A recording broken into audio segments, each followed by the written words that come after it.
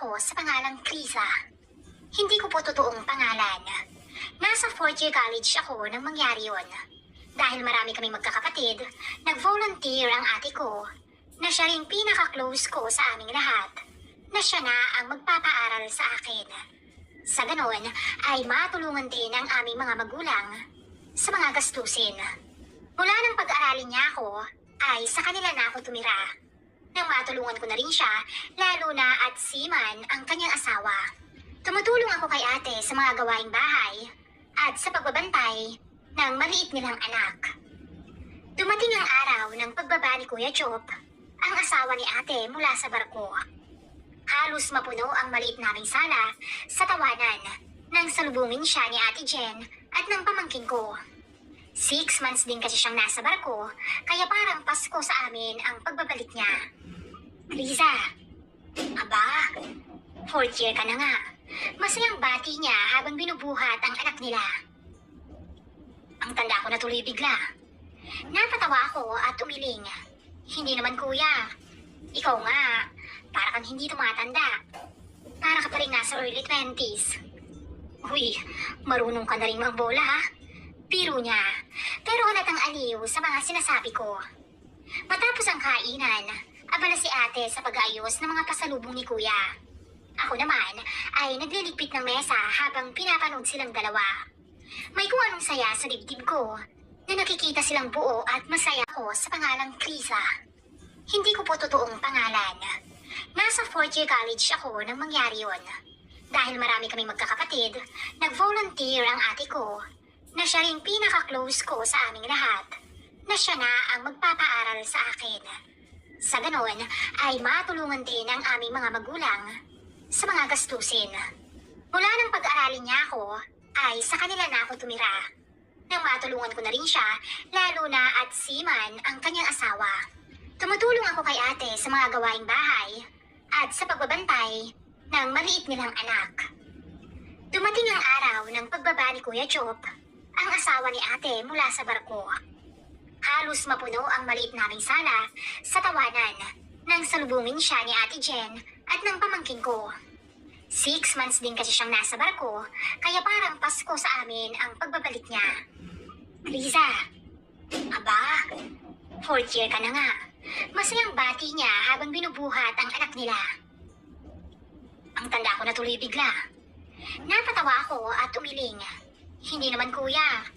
Ikaw nga, para kang hindi tumatanda. Para ka pa rin nasa early 20s. Uy, marunong ka na rin magbola ha? Biro niya. Pero halatang aliw sa mga sinasabi ko. Matapos ang kainan, abala si ate sa pag-ayos ng mga pasalubong ni kuya.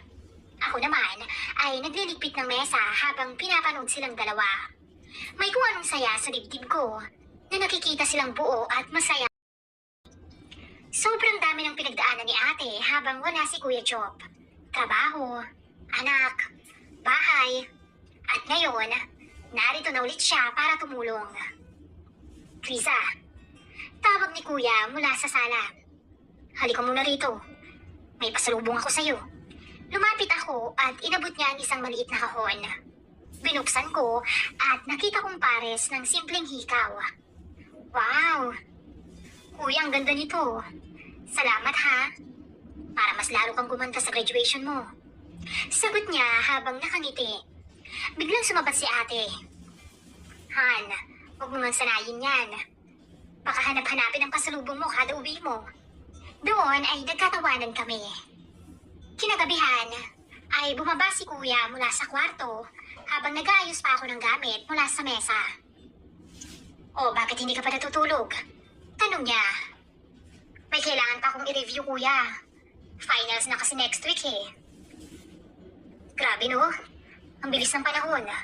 Konting days na lang at graduate ka na rin. Sabi niya na may halong pagmamalaki sa tono. Napangiti ako.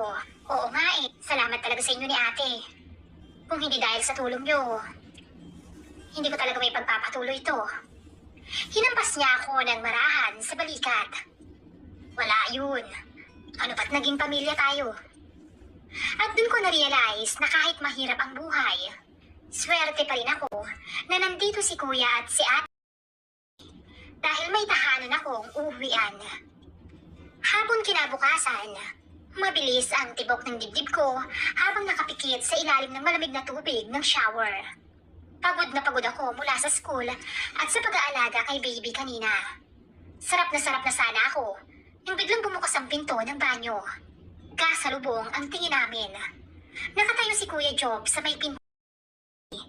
Hawak ang tuwalya na parang may kukunin lang sana. Kuya, halos pasigaw kong sabi, sabay talukbong ng kamay sa sarili kong katawan. Sorry. Hindi ko alam na narito ka pala. Agad niyang isinara ang pinto at narinig ko pa ang yabag niya palayo. Napaupo ako sa nanginginig at hindi ko alam kung dahil ba sa lamig ng tubig o sa sobrang hiya ko kay Kuya. Ilang segundo pa bago ko nagawang tapusin ang paliligo ko bago lumabas. Pagbaba ko, nakita ko si Kuya na nakaupo sa sala. Hawak ang noo at halatang balisa. Pasensya na talaga kanina. Mahina niyang sabi. Hindi ko talaga sinasadya. Wala akong masamang intensyon doon. Tumango lang ako at hindi makatingin ng diretsyo sa kanya. Okay lang, Kuya. Hindi mo naman sinasadya. Tsaka, ako naman yung may kasalanan. Hindi ko naisara yung pinto. Pero kahit sinabi ko yon, hindi ko maalis sa isip ko ang itsura niya kanina, Miss Roxy. Kung paano siya biglang tumigil. At kung paano siya mapatingin sa akin bago niya naisara ang pinto. Parang nanigas siya sa kinatatayuan niya. Kinagabihan, habang nag-aayos ako ng kwarto, hindi ko maiwasang maalala ang nangyari. Nahuli ko ang sarili kong napapangiti, pero sabay namang kumakabog ang dibdib ko. Alam ko na hindi lang naman ako ang apektado. Sa mga sumunod na araw, ramdam kong parang mas naging tahimik si Kuya kapag kaming dalawa lang. Madalas siyang mapatingin sa akin na parang may iniisip. Tapos biglang iiwas ng tingin kapag nahuhuli ko siyang nakatitig. Hindi ko alam kung bakit. Pero simula ng araw na yon na nangyari sa banyo, para bang may nabago na sa pagitan naming dalawa.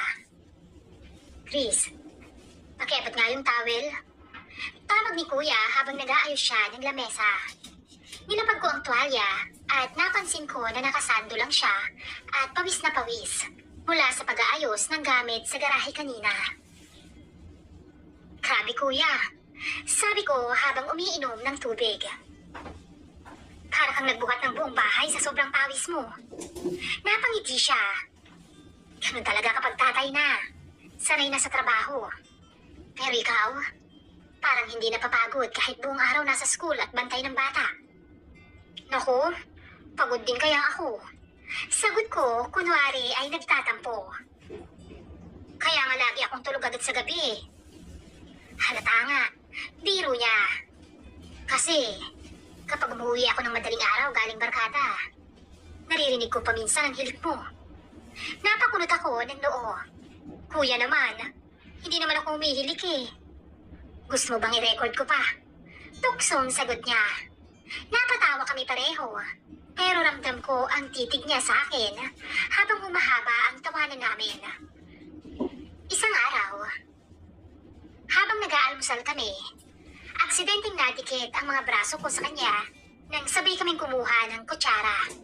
Sorry, Kuya. Sabi ko agad. Ngumiti siya pero hindi inalis ang tingin. Okay lang. Kahit ulit-ulitin mo pa. Napayuko ako at pilit na itinatago ang ngiti. Bakit parang iba na ang dating ng mga sagot niya sa akin? Habang nagbabantay ako kay baby kinahapunan, napansin kong lumapit siya dala ang malamig na juice. Para sa'yo, Chris. Mainit eh. Sabi niya sabay apot. Salamat, Kuya. Sagot ko naman. Umupo siya sa tabi ko at nanood din ng TV. Buti na lang talaga at nandito ka. Kung wala, kawawa na masyado ang ate mo. Napatingin ako sa kanya. Oo naman, Kuya. Gusto ko rin naman makatulong kay ate. Gusto kong maibalik kahit konti yung kabutihan niya sa akin. Tumango siya at sumeryoso ang mukha. Maswerte rin si baby at may tita siyang kagaya mo. kung anong kumurot sa dibdib ko sa mga sinabi niya. Hindi ko alam kung bakit, pero gusto kong manatili pa roon sa tabi niya. Pagdating ng gabi, habang nasa kwarto ako at nag-review, may kumatok sa pinto. Chris, may kailangan ka ba? Gusto mo ba ng kape? Napangiti ako kahit hindi niya ako nakikita. Sige kuya, salamat. Pagbalik niya ay may dala na siyang tasa. Saglit kaming nagkatitigan bago siya umalis. Hindi ko maintindihan ng mga panahon na yun, pero parang may kakaibang init sa mga simpleng palitan namin ng mga tingin. Madaling araw noon at inabutan ako ni Kuya na abala sa pag-aaral. Galing siya sa night out kasama ang kanyang mga barkada. Ngumiti siya sa akin at sumandal sa counter. Alam mo, hindi bagay sa'yo ang sobrang seryoso. Iniisip ko lang kuya kung paano ko matatapos yung thesis namin sa isang linggo. Lumapit siya ng bahagya. Gusto mo bang tulungan kita? Hindi nga ako top student pero magaling ako sa pagpupuyat. Napatawa ako ng mahina. Tulungan? Hindi mo nga gets yung research ko eh. Pwede naman ako maging moral support. Sabay taas ng mga kilay niya. Para hindi ka antukin. Pwede akong tagagising mo kapag inaantok ka na. Ha? Sa paanong paraan naman kuya? Tanong ko, hindi napigilan ang maliit na ngiti. Lumapit pa siya at bahagyang yumuko para makita ang mukha ko. Depende. Gusto mo ba marahan? O yung tipong hindi ka na makakatulog pagkatapos? Nanlaki ang mga mata ko pero natawa rin. Kuya naman, ang hilig mo sa mga ganyang biro. Nagkibit balikat siya pero hindi inalis ang tingin. Hindi biro yun. Kanina nga habang kumakain tayo. Ang hirap hindi mapatingin sa'yo. Ha? Nagulat ako pero halatang namula ang mga pisngi ko. Bakit? Ngumiti siya ng may kapilyuhan. Bawal na bang humanga sa hipag? Natahimik kami saglit. Naririnig ko lang ang mahirang tunog ng refrigerator at ang tibok ng dibdib ko. Ano? Gusto mo ba ng kape ulit? Para makapagpuyat ka. Tanong niya, hindi pa rin inaalis ang malagkit na tingin sa akin. Hindi na kuya. Kinakabahan na nga ako kasi nandyan ka eh. Bakit ka naman kasi kinakabahan? Tanong niya at dahan-dahang inilalapit ang mukha niya sa akin. Wala. Baka lang bulong ko. Bahagya siyang ngumisi na para bang binabasa ang iniisip ko.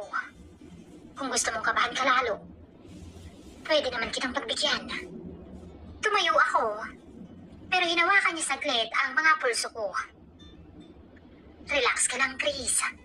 Bulong niya. Wala pa naman akong ginagawa. Ramdam ko ang init sa mga kamay ko kahit binitawan niya na yon. Umiling ako at napangiti ng pilit. Ikaw talaga kuya. Nakakadistract ka. At nadidistract ka naman. Sagot niya sabay kindat.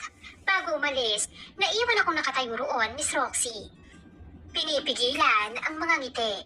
Bakit ba parang umaasa akong bumalik pa siya para ituloy ang usapan?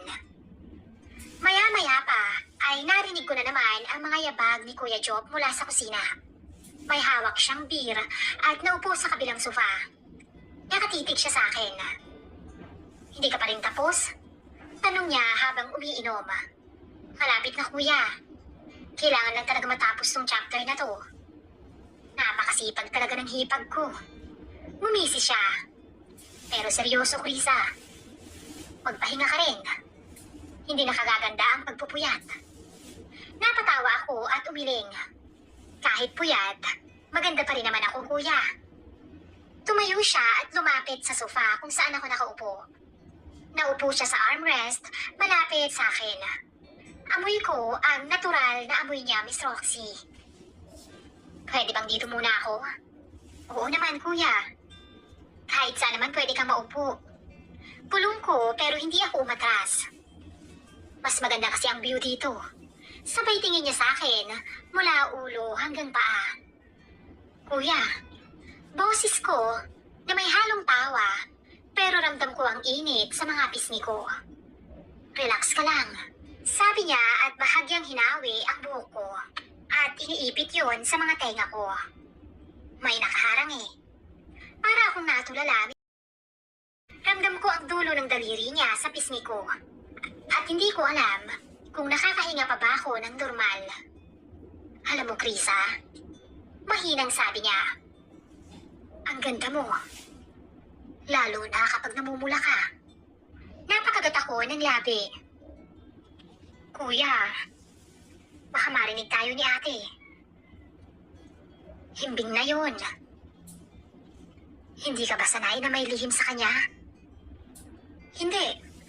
At wala akong nililihim sa kanya. Kung ganun, baka magkaroon na, Krisa.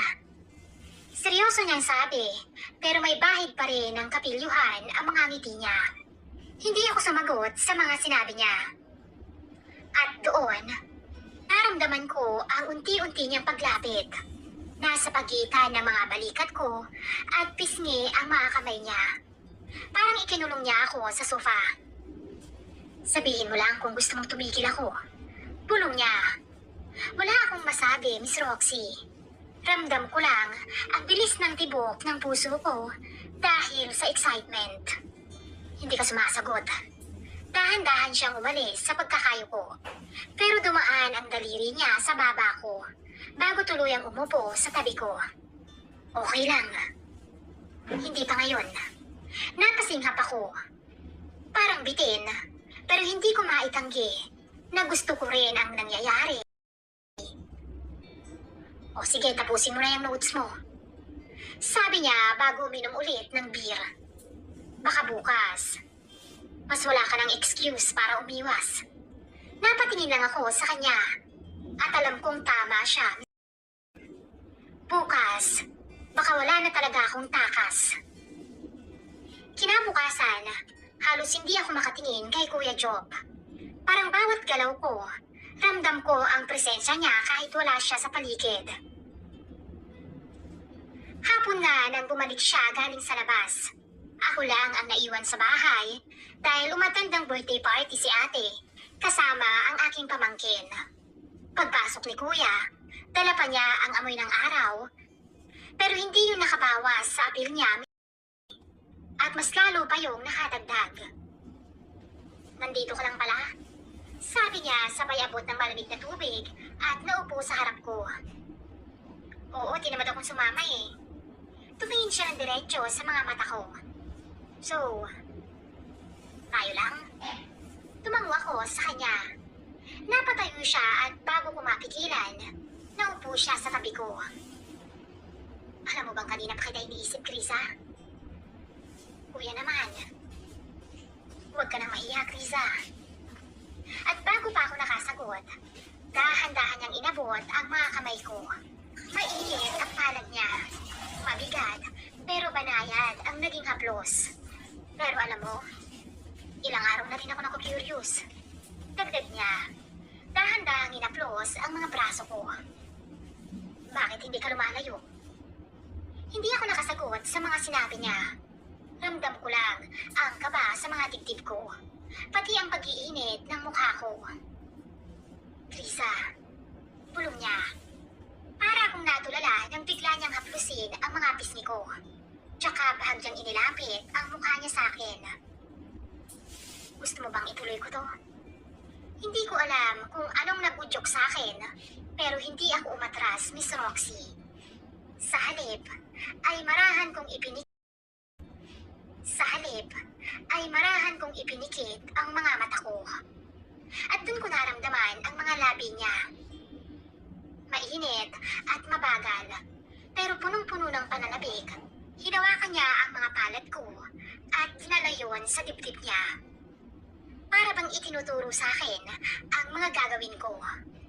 Habang ang mga labi niya ay abala sa leg ko. Marahan niya akong iginiya pahiga sa sofa. At doon ay naramdaman ko ang kabigatan niya. Wala na akong nagawa, kundi ang tuluyang bumigay. Sa hapong yon, hindi lang kami basta nag-usap. Isinuko ko ang sarili ko sa asawa ng kapatid ko si.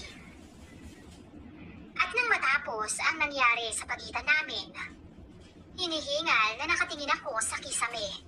Habang si kuya naman ay nakatingin lang sa akin na parang hindi makapaniwala. Hindi ko na kayang itanggi. Sabi niya ng marahan ng boses. Gusto talaga kita, Carissa. At narealize ko, Miss Ro, gusto ko rin siya. Higit pa sa akala ko. Simula nang mangyari yun, parang nag-iba ang lahat. Kahit anong gawin ko, ramdam ko pa rin ang mga halik ni kuya sa labi ko. Ang bigat ng mga kamay niya sa balat ko.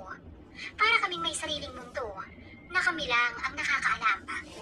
Kinabukasan, habang nasa kusina ako at nagluluto, dumating si kuya. Tahimik siyang lumapit sa likuran ko at dahan-dahan akong niyakap mula sa likod. Namiss kita. Bulong niya, ramdam ko ang hininga niya sa batok ko. Araw-araw mo naman ako nakikita at nakakasama. Sabi ko, pero hindi maitago ang mga ngiti ko. Hindi sapat yun. Sabi niya sabay halik sa leeg ko. Napapikit ako. Kuya, baka dumating na si ate. Mamaya pa yun. Relax ka lang. Sabay haplos niya sa balikat ko, pababa sa aking bewang. Ramdam ko ang panginginig ng tuhod ko. Parang mas lalo kaming nagiging hayok. Lahat ng pagkakataon, sinasakyan namin. At sa tuwing nagkakaroon kami ng pagkakataon na kami lang, halos hindi na kami makapagbigil. Parang bawat halik ay mas nagiging matapang. At bawat yakap ay mas nagiging mapangahas. At para bang lahat ng takot ko dati, na baka mahuli, ay napalitan na lang ng pagkasabik. At sa bawat pagkakataon, mas lalo akong nahuhulog. Hindi lang ito basta tukso. Ramdam ko na gusto ko na si Kuya Job. Hindi lang ang katawan niya, kundi siya mismo. Isang gabi, habang natutulog si ate sa kabilang kwarto, bumangon si kuya at kumatok sa pinto ko. Baka gising pa si ate. Hindi, mahinang sabi niya. Gusto lang kitang makita. Pinapasok ko siya at kahit wala kaming sinasabi sa isa't isa, nagtagpo agad ang mga labi namin. Hindi na kami nagpatumpik-tumpik pa, Miss Roxy. Parang bawat segundo na magkahawak kami ay apoy na lalong lumalaki. Sa mga sumunod na gabi ay mas lalo lamang kaming nadadala. Parang hindi kami nagsasawa, kundi ay mas lalong nananabik pa. Sa gabing yun, tahimik ang bahay. Ako naman, kabado pero sabik. Nang kumatok si kuya sa pinto ng kwarto ko, halos mapatalon ako. Binuksan ko at agad niya akong hinila papasok. Mainit ang naging halik niya. Desperado. Para kaming dalawang taong hinahabol ng oras. Sabik na muling malasahan ang isa't isa.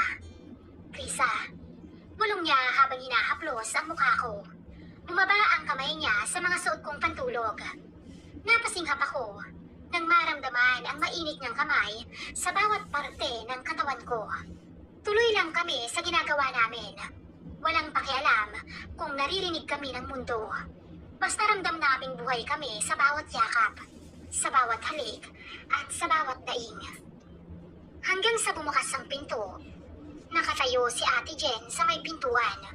Nanginginig ang mga kamay habang hawak ang doorknob. Ang mga mata niya ay punong-puno ng luha at galit habang nanlalaki sa nakita. Ako at si Kuya Job na magkahawak at magkadikit pa. Ate, halos mapatili ako at mabilis akong umatras. Pero huli na, mga baboy kayo. Halos pasigaw na sabi ni ate. Kapatid kita. Pinag-aaral. Sinuportahan. Tapos, ganyan ang igaganti mo sa akin. Aahasin ang asawa ko. At sa sarili ko bang pamamahay? Hindi ko nagawang sumagot sa kanya. Nanginginig ako sa takot at sa hiya. Hindi na ako nagsalita dahil alam ko na kahit sa ang anggulo namin tingnan, mali talaga ang ginawa ko. Tahimik si Kuya, pero ramdam ko ang bigat sa dibdib niya. Jen, ako ang may kasalanan. Ako ang unang nagkamali. Hindi ko man lang nagawang pagdudahan ang closeness niyong dalawa. Akala ko kapatid lang ang turingan niyo. Ang hindi ko alam, pinagkakaisahan niyo na pala akong dalawa. Ate, tumahimik ka, Krisa. Hanggang kaya ko pang kontrolin ang sarili kong huwag kang saktan. Paano mo nakakayang landin ang asawa ng kapatid mo? Kating-kati ka na ba, ha? Napalunok ako at ramdam ang kirot. Tingin niyo ba? Sasaya kayong dalawa? Puno ng galit ang mga titig ni ate sa akin. Titig na parang sinasaksak ang kaibuturan ng puso ko. Bukas na bukas, babalik ka na sa probinsya. Total, nakayanan mo namang lumandi sa asawa ng may asawa. Kaya tingin ko'y, kaya mo na rin suportahan ang sariling pag-aaral mo. Ate, tanging nausal ko na lamang. Jen, sabi ni Kuya, tutol sa mga sinasabi ni ate. Marahas na napatingin si ate sa kanya. At ikaw, kung gusto mo pang makita ang anak mo, mananatili ka rito sa bahay. Ngunit huwag ka nang umasang may asawa ka pang matatawag. Simula ngayon, ama ka na lang ng anak ko. At simula ngayon, wala na akong asawa. Hindi nakaimik si Kuya Job. Natahimik kaming dalawa habang pinupuno ng 4 na sulok ng mga hikbi ni ate. Kinabukasan, dala ko ang mga gamit ko habang papalayo. Hindi ako nilingon ni ate. Si Kuya Job, tahimik lang. Parang sinasabi ng tingin niya na gusto niyang pigilan ako. Pero pinili niyang manatili. Ramdam ko ang pagbitaw ni ate sa asawa niya at sa akin. At habang naglalakad ako palayo, para bang bumibigat ang bawat hakbang ko. Dala ko ang bigat ng kasalanang hindi ko na mapapawi. Isang pagkakamaling bumago sa lahat. Pagkakamaling sumira sa relasyong sobrang pinahalagahan ko. Pagkakamaling sumira sa pamilya ng ate ko. Kung sana lang ay mas pinakinggan ko ang utak kesa sa puso ko. Sana hindi na nangyari ang lahat ng yun. Ngunit wala na. Nasira ko na ang lahat. At wala na akong magagawa, kundi pagsisihan na lamang ang pagkakamaling pinili kong gawin. Hanggang dito na lamang, Krisa.